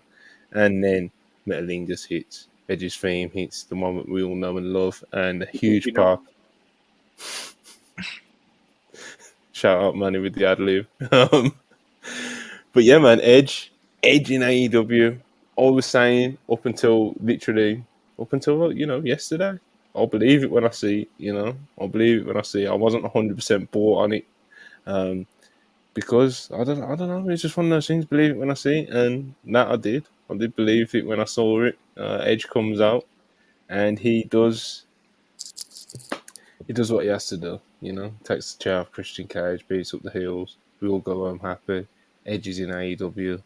The AEW fan base is over the moon. Tony Khan scene's over the moon. Edge is full time. Going to be wrestling regularly, apparently. Huge signing. Great main event. Manny the Hooper. Have you got anything else you want to say about it? Yeah, fucking Edge, man. Great angle. Great angle, man. Great match, great angle. Didn't see the Nick Wayne turn coming. Maybe if I watched the show this month and a half, I would have known it was happening. But it caught me by surprise. Nick Wayne's mom. His acting was superb. I really brought into she was disgusted by what happened. And fucking man, Edge, man. Adam Copeland, the radar superstar. He's gonna come in here and make some waves at 50 years old. I can't wait for his 6-man tags with FTR. God bless. This angle we've got. Oh man. He's great, Manny the Hooper, doing Manny the Hooper film. I want to see Adam Copeland versus Tanahashi. That's what I came out of yesterday. Do you really want to see it, Manny? You sure? Yeah, why not? Wrestle the Japanese version of John Cena. We might find out why not if we see it, but time will tell. I'll pray. Or fuck, man, Eddie Kingston versus Edge. Well, hold on. Now we're trending in the right direction, bro. They both get color, fucking dropping suplexes on each other. He's gonna blade in every match. Monty, as you were describing this, it struck me. This Tony got his Paulie Dangerous done a little bit with this finish, huh? Like it was like the layered twist thing that Paulie would do back in the day. Mm-hmm. It really worked, especially because they dragged the heat out long enough to make people like half question themselves on what was going to happen, which is always effective. Mm-hmm. The match itself, I thought, was great, man. They had a hard, this was a tough spot following the show that had come before. Clearly, look at FTR on the open, struggling for heat. This one here, I mean, they absolutely managed it and pulled it off and produced a worthy main event. It was my third favorite match on the show, which says more about the show than this match. I thought this match was great in its own right. I thought it was terrific. Christian Cage is such a treat to watch. For the first two falls, or almost two falls, it was kind of like a classical main event match, right? Like the wrestling, took their time wrestling for position. And then, of course, it goes absolutely insane with maybe the most disgusting bump of the year. Like legitimately, I think is the contender for that. And it kind of transitions to like this absurd, violent race to the finish, and that rocked also. So I love the match. Super happy for Christian to be getting a spotlight like this. Darby deserved the main event after being so consistent. And then we get to Edge, which is going to be a fascinating kind of just story to follow, right? It's a unique thing seeing him outside of WWE. So this was a big hit at the end of the show. I loved it. Ibu, what did you think of the main event and, of course, Edge's big AEW debut? I thought that this main event was phenomenal. I thought it was trending in like a match of the year level trend, to be honest with you. It just had the right feel, you know. I was frankly enraptured by this. I'm just watching Christian Cage just inflict death on Darby Allin. He threw this man onto the steps twice in unfavorable angles, in ways that would paralyze any other human being. And I'm watching him do this, and I'm watching the way this match is slowly escalating. And as we're about like 65, 70% through, I just decided in my head that this was the match of the night, which is crazy considering we had two other phenomenal matches on the show, but it just captured the right feeling. And it stood out as such even more so because of what the match that it just followed, which was a match devoid of any human feeling or emotion. So I'm sitting here and I'm just like, wow, like is Christian gonna kill Darby Allin? And Darby Allin is somebody who was one of the four pillars, right? He's a tremendous babyface. He's at the level of a pay-per-view main eventer. And so I'm sitting here and I'm like, man, like this is gonna be this big epic crowning moment. They main evented a show for the TNT title. The TNT title is back where the TNT title is back where it needs to be. It's arrived. Darby's gonna close the show, getting a unforgettable comeback victory on Christian Cage and beat the ultimate villain, the ultimate babyface in Darby Allin, and the ultimate supervillain in Christian Cage. This is what the sport of kings is about. You know, it's David Goliath. It's my favorite type of wrestling. Mm-hmm. So I'm super into this, right? And I'm not gonna say that it fucked up, but at the finish when Darby didn't win, it was just admittedly very deflating personally. And so I was like, oh fuck. And so it kind of like took it down a little bit from that standpoint. But there was just a lot of brutal bumps in this match, and I just love the pacing and I love the drama. Great drama. So I thought this match was excellent. As for the post match stuff, yes, Joe, it was very much Paul Heyman. You know, you get the swerve, and then you get the it's happening. Well, I guess it's not gonna happen. It's happening, like that thing. Hilarious from a logical standpoint that like Edge had a video prepared that he's like, I'm gonna play this video if like people need saving at the end of the show, and then after the video, play my music and my pyro that I will proceed with doing while people are being jumped, and then I will run out to make the save. Preposterous pro wrestling stuff, very Edge. But I thought he came off really fucking cool. He came out with the jacket, looked like a badass. His hair was freshly dyed. Looked about 2 years younger, you know. And the closing angle was like just some we broke the wrestling universe type shit, like Darby Allin, Christian, and Sting standing in the ring, you know. Hot ending to a great show and a great main event. So thumbs up to all of this. Yeah, man, Edge in AEW. It's like I said, believe it when I see it, and it's happening. Seems like we're going into the rated R era, as Tony Khan said. So, be interesting to see just how prominently he's used. Like, of course, he's going to be like one of the main figures, like probably the main figure for like the first few weeks, you know. Yeah. But after like let's say like 6 to 8 weeks, or where he's where he slips in on their structure of things, what they do with him. Will they put him in the world title scene? Or what will they do with him? You know, it'll be interesting to see because there's many things that he can do. He can be in the tag team. He can go as singles. He can eventually go to a heel if that's what he wanted to do. Probably not what I would do, but still, a lot of things he can do, Joe. There is, mate, and it's going to be fascinating because, I don't mean this in the safety police way, but the idea of him full time is intriguing to me in terms of the level he can perform at consistently. Right? We saw at the end of his WWE run, he would kind of have infrequent singles matches, and it appeared visually, and maybe he was just doing his job well, but it certainly appeared as though those more extended singles matches took a lot out of him, didn't it? Like, it looked like by the end of those matches, he felt it. Yeah. So I'm interested what full-time looks like. Does that mean a full-time character who wrestles once a month, which wouldn't be out of place on AEW, right? We see that. Or is he going to be wrestling every couple of weeks? And if so, what does that look like? How can he perform? Look, he's clearly super motivated. He's a big deal, unquestionably. Like, I've never been a huge fan by any means. I'm not going to suggest otherwise now, but he obviously is a huge deal. Always gets a massive reaction.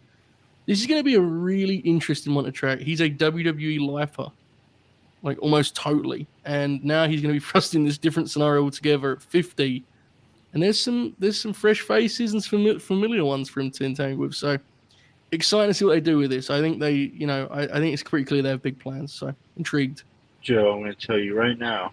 Yes, mate. I don't think he wrestled that much because he knew he was coming to AEW, wanted to save that bum card. He said, "Fuck no." He was saving it for the Hoopers. And he says, "I'm gonna play possum until they let me go, but until then, I'm gonna have my matches, and then, fuck, man, I don't know. He's gonna go wild. Probably be TNT champ. Probably, yeah. He left WWE very graciously, that match with Sheamus and that kind of like that last show in Toronto, that SmackDown show was very great and of course even more memorable now. Yeah. Did he take a shot at WWE during his presser? Did he take a shot at WWE during his presser? Not that I'm aware of. About like creative or something like that? No. No, he's done a whole thread on Twitter explaining his decision.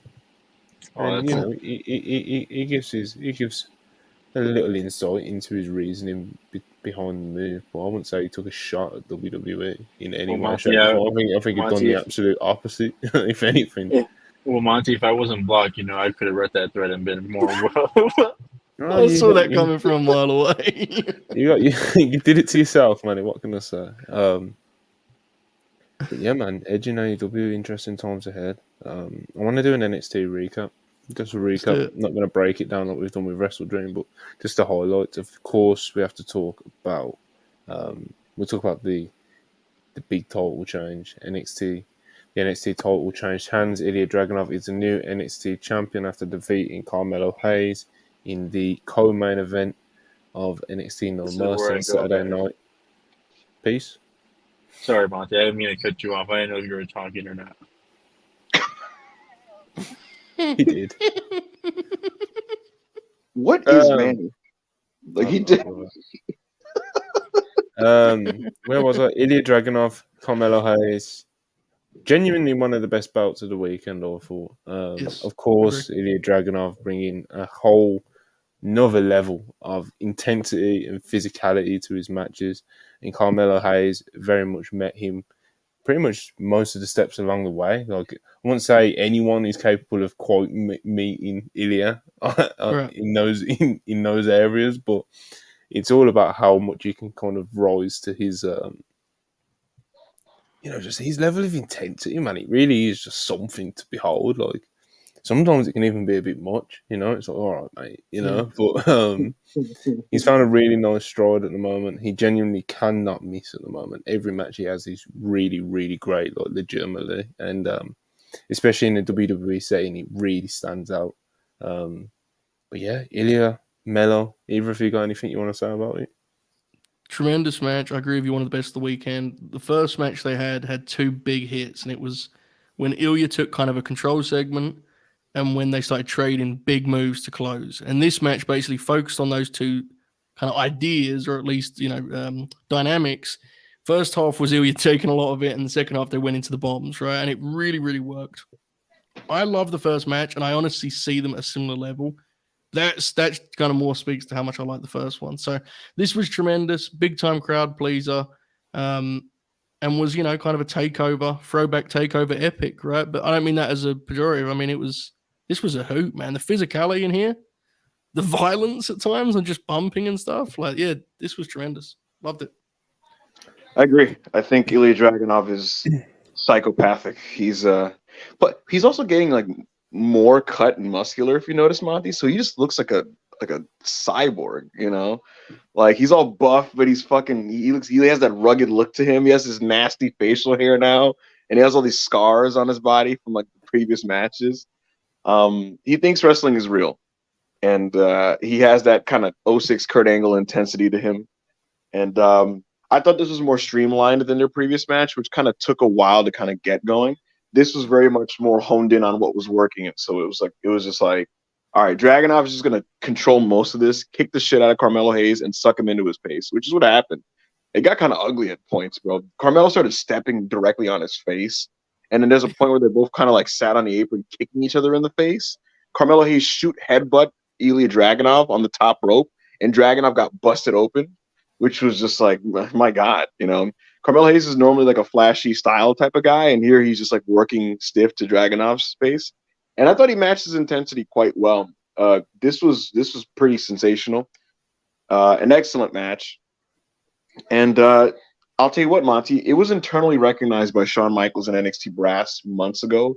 Like they just kind of threw their hands up and said, "This guy's Dragunov's the best wrestler in our entire brand." And when I found out that was like just what they decided and they just came to the conclusion they came to, I knew it wasn't going to be before he was going to win a championship, and it was going to be him or Wesley, and then it came down to Dragunov. I think he's phenomenal, and I think he's going to do really well by the championship. I think now these NXT premium live events being main evented by Dragunov matches is going to go like a long way for just adding buzz to these events. So this was a thumbs up. Anything else I want to point out from the card would be Becky Lynch versus Tiffany Stratton, of course, the pay-per-view main event. And, very heavy on the plunder. This was an Extreme Rules match, so it wasn't exactly a big surprise to see go that way. And the crowd was absolutely into it. Even got This Is Awesome chance towards the end, They absolutely achieved what they set out to do with this. Now, am I the biggest fan of NXT plunder matches? No, I'm not. But I can still respect that they went out there and did what they set out to do. Tiffany looked like a star out there. Really good of account of herself. And Becky, man, I think she can lay these things out, man. She's very versatile in that sense, But yeah, John, you think much of this one? I think we're in pretty similar spots on this. Like, it's something that I appreciated, but would not be rushing to rewatch. There was a lot of ideas, some better than others, but there were so many, and they would perform with such enthusiasm and spirit and effort that you kind of left the thing going, fair play, that was a worthy main event, because they had a tough one to follow with the Ilya match. So yeah. I like the match. It didn't go beyond good for me personally because it's not really to my taste, to be honest, but I certainly appreciated it, and they definitely weren't short on ideas. My God, they barely even had time to let their stuff breathe, and they had 20 minutes here. Like they were going boom, boom, boom, boom, boom, set piece off set piece, and the crowd loved it. So good main event, and another kind of triumph for Tiffany Stratton and her development for sure. Speaking of enthusiasm, it's not even just in how it was performed, though. For me, it was also just the enthusiasm of the layout because, you could easily be very brain dead about how you put a match together, and because it's like wrestling is patterned. We've seen so much of wrestling. You can just do what's like the easy thing, right? But there were so many like different ideas and out the box like set pieces that they put together that, like Joe, I just said I just respected it. I didn't like every single spot in this match. I thought the Barbie one was actively bad. But I actually thought this was great, Monty, to be honest with you. When they did the crowd brawling, it just kind of brought the feeling back. I was like, oh my God, crowd brawling, a huge crowd pleaser. I thought this was super heated. And it just felt like a WWE pay-per-view main event, which is saying something because Tiffany Stratton has never main evented a WWE pay-per-view. And I'm not talking like just for NXT. I'm talking like this felt like this would have been absolutely like fine closing like a fast lane or something like that. I think Tiffany Stratton's a superstar, quite frankly, Monty. Her progress has been just crazy to witness. And I just had a lot of fun with this. And I thought it was very dynamic and creative. And yeah, I thought they put together a really, really cool match here. So I was a fan of Becky Lynch versus Tiff Stratton. Other standouts from the show, I guess. Four-way tag. The four-way tag was a good time. Trick Williams, of course, won the North American Championship from Dominic Mysterio. Corbin and Bron Breakker brawled around for a while. Doubt any of you guys seen this, but on the pre-show they did Blair Davenport versus Kalani Jordan, and Kalani Jordan's one of these gymnast athlete PC girls. Made a really good account of herself. It was kind of like a showcase match for her. So yeah, excited to see what happens with Kalani Jordan, I guess. But yeah, NXT No Mercy. I thought it was a good show. So another one for Shawn Michaels to add to his momentum. So yeah, good time. I wanted to say two things. This was the first time I was ever impressed by Noam Dar, because I personally have never seen it. He's solid, man. He's been like praised as like a supposed like really good worker, and I just never seen it. You know, and I watched him against Pete Dunne, and like, but because of what I was hearing going into it, I'm like, it's a Heritage Cup match, and it's Noam Dar. This is going to be nothing. And I kind of got into this Monty. Like, I'm watching it, and I just got into it. I thought the finish was kind of, you know. Oh, the finish was ass, but yeah, you know. But the work for a lot, like, it was the first time in one of these rounds matches where the round to round escalation felt real and like a real fight, which is crazy in NXT. And broadly speaking, with the show, I guess the best thing I could say about it is it just felt like it had the right vibe. You know, like there was a fun atmosphere for this. The fans were very enthusiastic for this product. And in some respects, it felt like an arrival for the product. Shawn Michaels was talking very triumphantly about like how good he thinks his TV is and stuff like that. And regardless of where you stand on that, they got literally 5,000 people in here.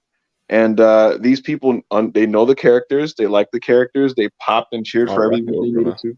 Yeah, no, I just thought it was a good show. Generally speaking. Some super chats before we get out of here. Darren Walker, £4. Appreciate you very much. Julia Hart and Toni Storm are the best female characters in AEW. Hope they both get in TV over the next 3 to 6 months and they don't fizzle out. Yeah, man, they're both doing really great work at the moment. Will Chisholm, $10. Appreciate you very much as always. With Tony talking about Jade, he thinks it was money, but did Jade think that it could be 14 matches and one women's match? That match was great, but still won. Yeah, I'm sure she's got her reasons. Unless she speaks, right? We'll never know. But Tony Khan did confirm at the media scrum yesterday that he did make 2 offers to Jay Cargill that he thought were more than fair. So who knows what sort of figure she's getting at WWE, or if that even is the reason. So who knows? Showtime Spurs, $12. Appreciate you very much. What are the chances of Beth Copeland, Emi Sakura Rampage special? I'd say they're very low, to be honest, although I would pop very much. Yeah, that would roll. Yeah. Mavs fan, $1.99. Appreciate that. Is Nigel Berry and Bryan leading to a match? I'm sure he hopes so. I'm sure he hopes so. I hope so as well, to be honest. Mavs fan again, $1.99. Appreciate you. Nothing more satisfying than an Ibushi neck bump. He loves to take them from judging from what I've seen anyway. Trust the process 34, $4.99. Appreciate you. TK paid all that money to retain Kenny in the books just to recycle the same matches over and over and over again. God forbid Kenny does back-to-back singles matches. Yeah, man. The thing with Kenny is a lot of people feel that way, you know, with Kenny in the singles matches. You just want to see more of him because he's still great. And obviously, the clock is ticking with these people. Like Kenny's like 39, so you know. Trust process again. Appreciate you. $4.99. Is the coffin drop one of the least believable finishes in AEW? I don't think it's that bad. I kind of like it, so I didn't realize it's considered bad. Yeah. Will choosing $5. Appreciate you. Was Tony so hell bent to make Sammy. Sammy a main eventer? I don't know. He obviously he's one of the pillars, you know, and he's a young talent who has had some really great matches throughout his time. So I'm sure there is a lot of people in AEW who do kind of like see him on that level of the peaks that he's hit in the past. Do you know what I Right. mean? So I don't know. Maybe it's a case of chasing the dragon. You know, I don't know. Darren Walker, £2. Any news on when Dungai Live returns to WrestlePurists? It should be back this weekend. Obviously, with them being on Sundays now, it's a bit awkward. Like this past Sunday is a perfect example of it. Ingles draws €5. Appreciate you. Paying the brass tacks for the most anticipated and greatest wrestling return in the past 24 hours. Welcome back, Hooper. I'm sure he appreciates it very much. Will choose on $5. Appreciate you very much. I've got to ask, who does HBK think about taking the title off Becky? Is it Roxanne or somebody else they're thinking about? P.S. Trick Williams is over. Trick Williams is very, very over. Very over. Who is going to be the one to beat Becky? I'm not sure. Possibly Roxanne. I know that they're going to do Roxanne versus Becky, and they're also going to do Becky versus Lyra Valkyra at some point. So they're going to do a lot of stuff. It's kind of unfortunate, I thought, in some aspects, like the way they did this. Like obviously, going with Becky winning the first match with Tiffany, like there was a lot of people thinking that Tiffany had a really good chance of beating Becky at No Mercy. But when they done that stuff with Tegan Knox, it kind of like made it pretty obvious, I thought, to a lot of people that Becky was going to win this match. Yeah. And also, Becky announced like after just like a couple of days, and I get why they do it because tickets, whatever the fuck. But Becky announced like the dates that she's going to be doing for NXT and stuff, and it was like, you know, she's going to be there for a hot minute, you know. So it was like it was obvious, like that Becky was going to retain after those two things if she was keeping an eye on them. But who she drops to, I don't know. It's NXT, so it depends. It could be someone who's flavor of the month, you know. Yeah. It could be Roxanne. I'd like to see Roxanne turn it back up though, over just in general. Yeah, definitely. There's all kinds of matches, and I think Becky wants to wrestle all those matches. So we're gonna get out of here though, because Monday Night Raw is starting, and as tradition on WrestlePurists Worldwide, when we go past 1 a.m. here in the UK, our viewership starts to plummet. Everyone's going off to watch Raw. We are going to watch. Well, I'm going to watch Raw. I don't know what the other guys are going to be doing. Yeah, appreciate everyone for watching. Please hit the like button. I haven't said that enough today. Hit the like button. Please subscribe if you haven't already. Appreciate all the super chats as always. Tomorrow I'm busy, so I can't do WrestlePurists live with Ibu. We'll be back on Wednesday. Yeah, we'll be back on Wednesday, I think. So yeah, keep an eye on the WrestlePurists page, and you'll keep up to date as usual. But for myself, Ibu, and Joe Hulbert, thanks for watching, and we'll see you next time.